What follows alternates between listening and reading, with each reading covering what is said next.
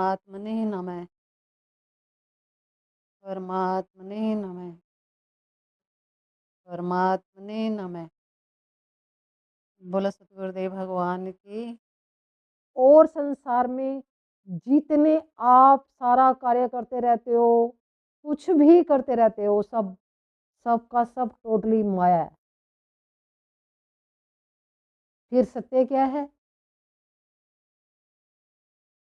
वही सत्य है, मैं हूं। मैं चिदानंद रूपम शिवोहम शिवोहम। वहां मिलेगा आपको अस्तित्व, अदृश्य, अदृश्य सत्ता। लेकिन वहां पहुंचने के बाद आपको जो आनंद मिलेगा, और चेतना जो आपको ये इतना दिखा रही थी, सारा कुछ पूरा ज्ञान दे रही थी, ये चेतना उसी के अंदर जाकर विलीन हो जाती है। इसीलिए हमने पहले सत्संग में बताया था कहीं कि चेतना का सूक्ष्मतम रूप ही आत्मा है। हमने पहले बताया था ये चीज। जो चेतना है, ये आपको पूर्ण ज्ञान देने के बाद उसी के अंदर जाकर विलीन हो जाती है, जो तुम हो। यहीं से आई थी ना चेतना? कहाँ से आई थी? खुद से आई है ना चेतना, और इसी में विलीन हो जाती है। और मैं ही शिव हूँ, चिदानंद रूपम शिवोहम शिवोहम। मैं ही शिव हूँ, और वो जो मेरी माया थी, वो मुझ में जाकर विलीन हो गई। तो उसने मेरा परिचय कराया, माया ने क्या कराया? परिचय कराया कि तुम ये हो। और जो मैंने जाना वो इतना विस्तृत था कि उसके बारे में कहना सुनना भी अति मुश्किल है, जो दिखाया गया। और फिर वो मैं ही निकला। जब वो माया अंदर चली गई, परमात्मा में ही विलीन हो गई ना, तो फिर वो वही था। दो थे ना, मतलब मैं और चेतना। फिर वो एक हो गई, एक। शिवोहम शिवोहम, मैं ही शिव हूं। तो जब ऐसी अवस्था आ जाती है, जब ऐसी अवस्था आ जाती है, तो फिर मनुष्य बोलने बोलने की गुंजाइश खत्म हो जाती है फिर। क्योंकि वो खुद अपने स्वरूप में रमण कर रहा है। वो तो आनंद हो गया ना फिर, शांत हो गया, मौन हो गया, आनंद हो गया उसे। तो फिर अब कौन बोले और क्यों बोले? क्यों बोले? क्योंकि दूसरा तो समझ ही नहीं रहा। और इसीलिए जो हमारे ऋषि मुनि हैं, कोई आत्मज्ञानी संत होते हैं, तो वो बात नहीं करते। जब उसे अपनी हस्ती का पता चलता है, अपने आनंद रूप का पता चलता है, तो फिर वो बाहर वो चीज़ तो है नहीं जो उसे प्राप्त हुई कहना भी थोड़ा ठीक सा नहीं है कि प्राप्त हुआ, क्या प्राप्त हुआ? वहाँ तो कुछ है ही नहीं, और जो है वो अदृश्य है। लेकिन वो ऐसी छाप छोड़ता है उस मनुष्य पर, जो वहाँ जो ध्यान कर रहा है, ऐसी छाप छोड़ता है कि वो इतना प्रेम और आनंद में सराबोर हो जाता है। और फिर वो शांत, एक असीम शांति का अनुभव करता है, बिल्कुल गहरी शांति और मौन। फिर वो अपने में रहना चाहता है, बाहर बाहर का फिर उसे कुछ टेस्ट नहीं बैठता। बाहर देखता है वो, फिर उसको ये लगता है कि तो सब माया है। दृष्टि पलट जाती है ना फिर, कि ये तो सब माया है ना, और जो दिखाई दे रहा है वो नहीं है, और जो है वो खुद ही है। जो है वो तो खुद ही है ना। अब जो अस्तित्व है वही आत्म स्वरूप है। अब उसका उसका क्या रूप है, उसको कौन शब्दों से वर्णित किया जाएगा? अब इसका तो कोई वर्णन नहीं हो सकता ना। इसके बारे में कौन क्या बोलेगा? लेकिन हाँ, ये जरूर है, जिसने इस स्थिति को प्राप्त किया है, जो वहां पहुंचा है और उसने इस स्थिति को प्राप्त किया है, तो वो इसमें सब कुछ देख सकता है। फिर उसकी दृष्टि आर पार की होती है। वो जान सकता है, देख सकता है, है ना, 24 घंटे दर्शन कर सकता है और खुद अपने अंदर भी वो देख कर आया है ना। तो वो चीज़ उसने महसूस की है ना वहाँ पर कि ये चीज़ है ये यहाँ। लेकिन जिसने जाना वो चुप हो गया, क्योंकि जो उसे चला रहा है वो तो अरूप और अनाम है। वही वही तो चला रहा है सारे जगत को, अरूप और अनाम। अब उसे आप कोई नाम नहीं दे सकते, अब दे लो इसको नाम, क्या देना है? ना कोई नाम है, ना कोई रूप है। अब अस्तित्व है, अस्तित्व बिल्कुल पूर्ण है, पूर्ण। इसके बारे में मैं बताऊंगी आगे। अस्तित्व बिल्कुल पूर्ण है। अस्तित्व ऐसा पूर्ण है जैसे कोई गोल घेरा है। अब इसे आप कहाँ से शुरू करोगे और कहाँ समाप्त करोगे? एक गोल गोल है, एक गोला। अब उसको कहाँ से शुरू करोगे, कहाँ समाप्त करोगे? पूर्ण है ना ये, ऐसा अस्तित्व है। और जो मनुष्य शिव हो गया, जो वो हो गया जिसे जानने चला था, वो वही हो गया, तो फिर उससे जो तरंगे निकलती हैं, क्योंकि अब वो मनुष्य नहीं है ना, वो तो दूसरी सत्ता हो गई। अब जो वो हो गया, फिर वहां से जो निकल रहा है उसके बारे में कहना सुनना बहुत कठिन है। उस रस को चख रहा है ना वो, और जो उसमें से जो निकल रहा है वो तो वही है फिर। अब ये जो जानेगा वही तो अनुभव करेगा उस चीज का। और माया का तो कभी भी अंत कोई नहीं कर सकता, माया का कोई अंत नहीं है।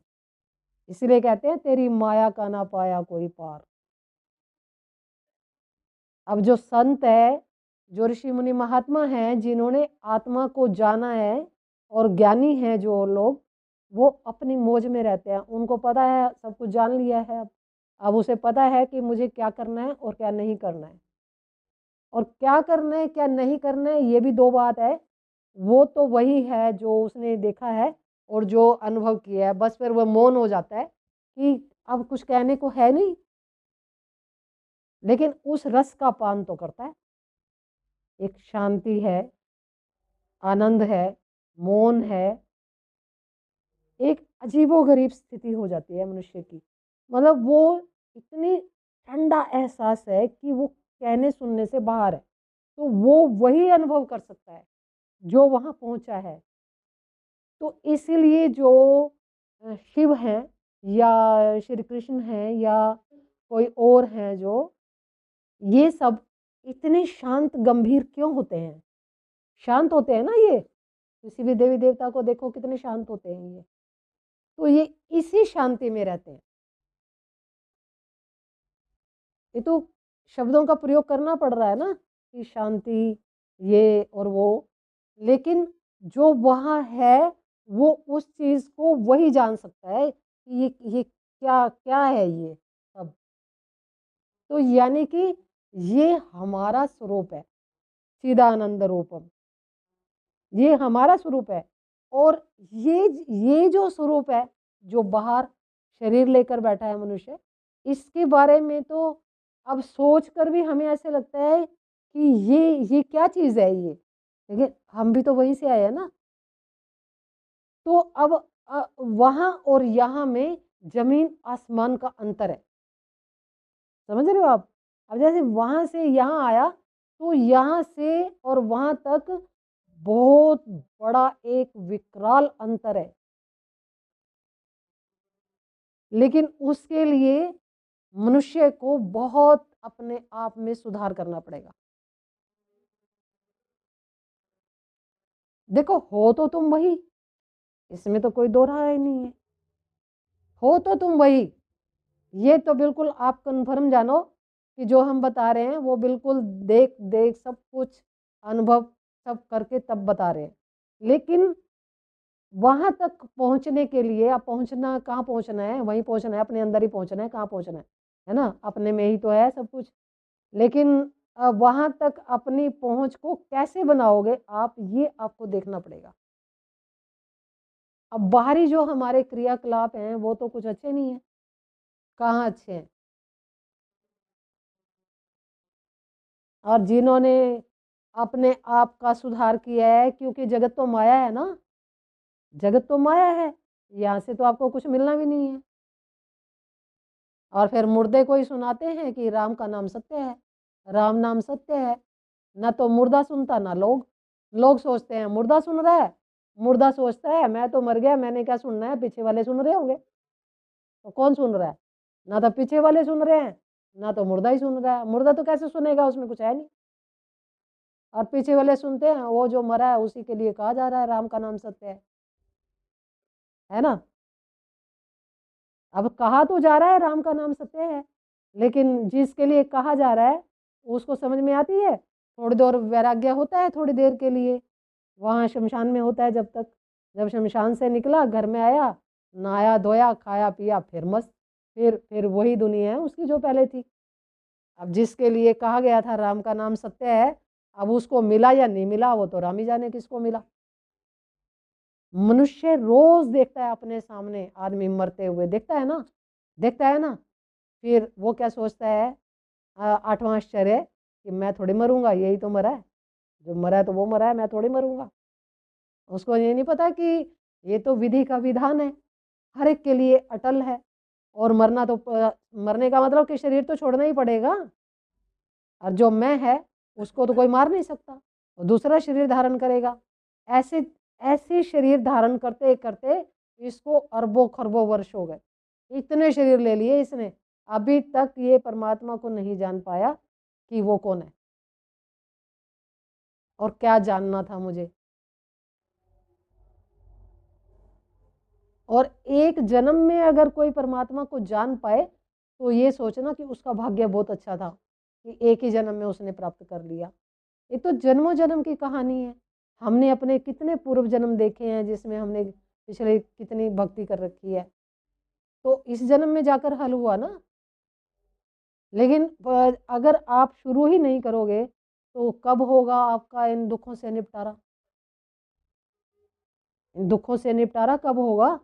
तो अभी तो आपके सामने जो है वो क्लियर एकदम हर चीज़ का समाधान हो सकता है। लेकिन फिर कहाँ घूमोगे आप पूछते कि ज्ञान सुनते कि कौन क्या बता रहा है, कैसे बताए, क्या करें क्या नहीं करें। तो फिर कितने धक्के खाने पड़ेंगे आपको। और महात्मा लोग हर एक से तो बात नहीं करते, हर एक से थोड़ी बात करते हैं। वो तो इतनी ऊंची स्टेज पर बैठते हैं, वहां से उतर कर वहीं से वहीं पीछे के पीछे हो लेते हैं, जनता में घुसते ही नहीं है। तो प्रश्न तो आपके फिर वहीं रहेंगे ना। और वैसे देखा जाए तो जो मनुष्य खोज करता है प्रश्न उसी के पास ही होते हैं कि मैं ये कर रहा हूँ अब क्या करूँ, ये ऐसे हो रहा है तो अब क्या करूँ। तो प्रश्न उसी के पास होते हैं जो खोज कर रहा है, जो खोज नहीं कर रहा है उसके पास कोई प्रश्न नहीं मिलेगा आपको।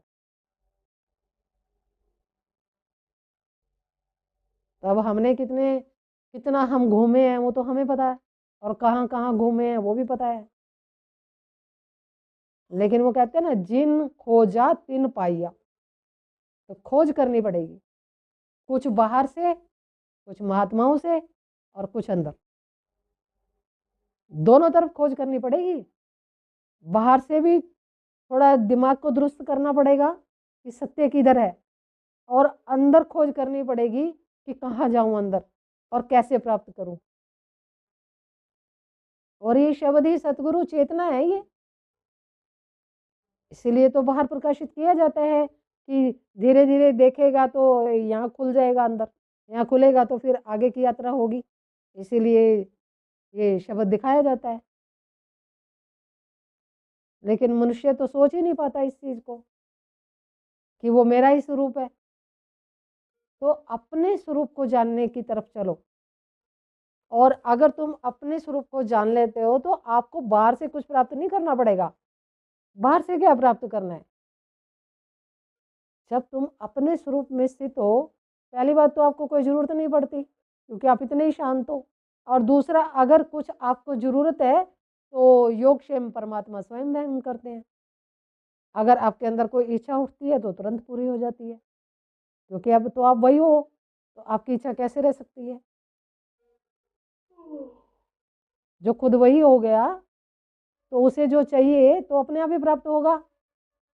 प्रकृति कर रही है और प्रकृति को करना पड़ेगा,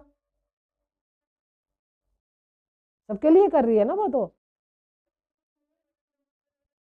और जो चेतना इतने पूरे ब्रह्मांडों को चला रही है जो शक्ति, तो वो उसी स्वरूप के तो अंदर जाकर विलीन हुई है, तो वही तो है अंदर वो।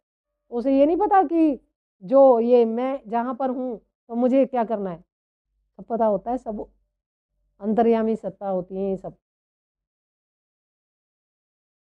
ये तो कहने सुनने की बात थोड़ी है, ये तो अंदर की वो है विद्या।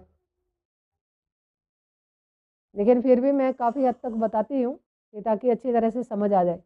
नहीं तो ये सब चीज़ें तो आदमी अपने में जब बैठता है तो अपने में मस्त रहता है, तो यही तो चलता रहता है, सब अपने में मस्त रहता है।